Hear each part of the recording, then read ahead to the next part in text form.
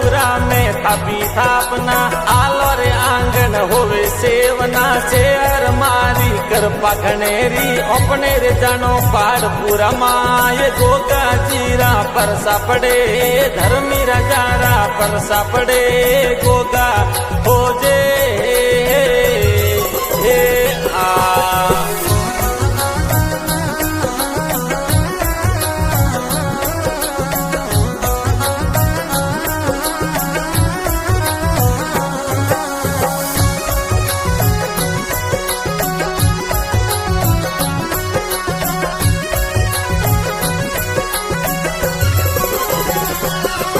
अरे आई थोरे नमजवाली भोपा जीरे गाती ढाली पाता जीरे दिले आया 17 को वैन बताया अपने रिजानो पहाड़पुरा माए गोगा जीरा परसा पड़े धर्मी रजारा परसा पड़े गोगा हो